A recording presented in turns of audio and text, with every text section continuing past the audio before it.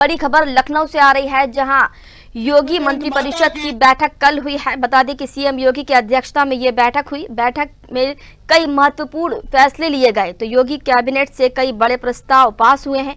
आज वित्त मंत्री सुरेश खन्ना ने ये जानकारी दी है। तो आबकारी मंत्री नितिन अग्रवाल ने एक प्रेस कॉन्फ्रेंस की। लोक भवन मीडिया सेंटर पर ये प्रेस वार्ता की गई है। तो बड़ी खबर लखनऊ से आपको बता रहे हैं, जहां कल योगी मंत्रिपरिषद की बैठक हुई। सीएम योगी की अध्यक्षता में ये बैठक संपन्न हुई और बैठक में कई महत्वपूर्ण फैसले लिए गए। तो योगी कैबिनेट से कई बड़े प्रस्तावों पर मोहर लगाई गई है। आज वित्त मंत्री सुरेश खन्ना ने ये जानकारी दी है। तो आबकारी मंत्री नितिन अग्रवाल ने एक प्रेस कॉन्फ्रेंस की। लोक भवन मीडिया सेंटर पर ये प्रेस वार्ता की गई है।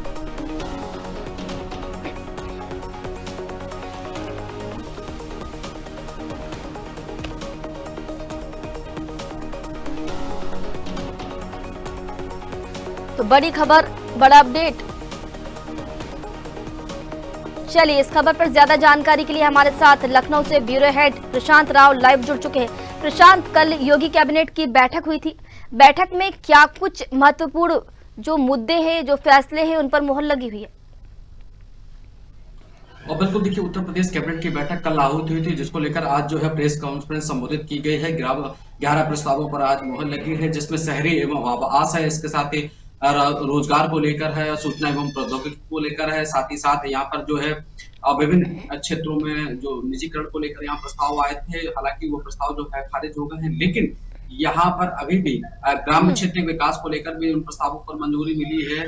तो ऐसे करीब 11 प्रस्तावों पर कल मोहर लगी थी, जिसकी आज प्रेस मीटिंग कर जो है जानकारी दी गई है। उत्तर प्रदेश के विकास में ये जो प्रस्ताव आए थे, उसको कैबिनेट ने मंजूरी दी है, और उसमें खासकर औद्योगिक विकास क्षेत्रों के बढ़ावा को लेकर यहाँ पर जो सब्सिडी प्लान है उस पर मंजूरी मिली है। और इसके साथ ही साथ अगर देखा जाए कि यहाँ पर जो कर कटौती है, उसमें भी यहाँ पर जो है कैबिनेट की तरफ से मंजूरी मिली है। और इसके साथ ही साथ यहाँ पर जो शहरी आवास योजना है, उसमें भी छूट दिए जाने को लेकर यहाँ पर जो है मंजूरी दी गई है। साथ ही साथ यहाँ दूसरी तरफ जो ग्रामीण क्षेत्र की महिलाएं, उनके रोजगार को लेकर यहाँ पर कैबिनेट की तरफ से कई योजनाओं को लेकर यहाँ जो रोजगार उन्हें उपलब्ध कराने को लेकर धन आवंटन किया जाता है, उसको मंजूरी दी गई है। स्वयं सहायता समूह को बढ़ाने को लेकर उन्हें जो आवंटन दिया जाता है धन का, उसमें भी यहाँ पर मंजूरी मिली है। ऐसे कई प्रस्ताव जो महत्वपूर्ण थे, कृषि के प्रस्ताव थे, कृषि यंत्रों को लेकर जो सब्सिडी यहाँ पर दी जाती है, उन पर भी आज जो है मुहर लगी है। साथ ही साथ क्योंकि आने वाले समय में उत्तर प्रदेश सरकार 1 ट्रिलियन इकोनॉमी में अपना यहाँ पर भागीदारी निभाना चाहती है, उसको लेकर यहाँ आर्थिक गतिविधियां और मजबूत हो, उसको यहाँ ध्यान में रखते हुए क्षेत्रीय विकास को किस तरीके से और ज्यादा मजबूत किया जाए, औद्योगिक धंधों को किस तरीके से और मजबूत किया जाए, यहाँ पर कागजी कार्रवाई की प्रक्रिया होती, उन्हें जटिल से सरल बनाने को लेकर यहाँ सिंगल विंडो सिस्टम चालू करने को लेकर भी यहाँ पर जो है आज मंजूरी दी गई। जी प्रशांत, अगर यहाँ पर हम आबकारी नीति की बात करें, तो यूपी सरकार नई आबकारी नीति लाएगी या उसी में कोई बदलाव करेगी? देखिए, अगर आबकारी सरकार है, उन्होंने उत्तर प्रदेश सरकार से मांग की थी और ये कहा था कि आबकारी नीति में जो ठेका प्रथा लागू है, यानी कोटा जो कहा जाए कि जो देसी शराब, इंग्लिश शराब या फिर जो यहाँ पर बियर की बिक्री होती है, उसमें जो कोटा सिस्टम लागू है, उसमें छूट दिए जाने को लेकर उन्होंने मांग की। तो इसके साथ ही साथ कमीशन जो कम किया गया था, उसको बढ़ाने को लेकर उन्होंने मांग की है।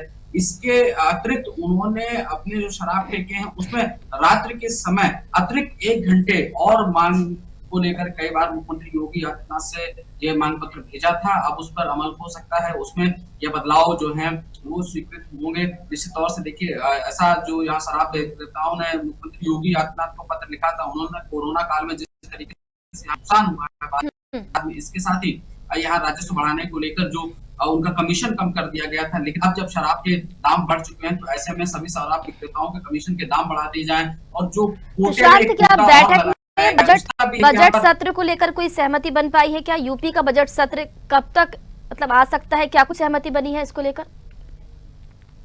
देखिए, इसी फरवरी 18 से जो है यूपी का बजट सत्र शुरू हो जाएगा।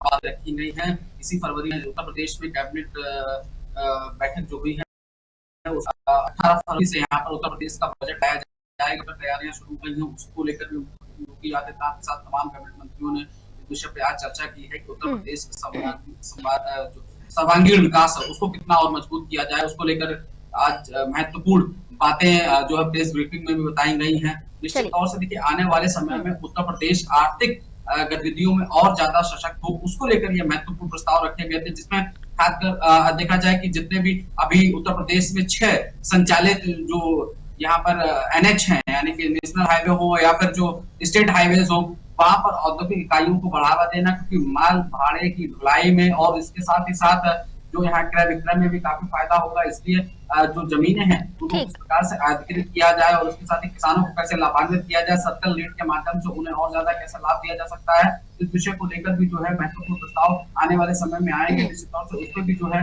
आगे पूर्ण स्वीकृति को लेकर यहाँ पर जो प्रस्ताव पेश किए जाएंगे। ठीक है प्रशांत, बहुत बहुत शुक्रिया इस खबर पर जानकारी देने के लिए। आप बने रहिए, आगे भी आपसे अपडेट लेंगे।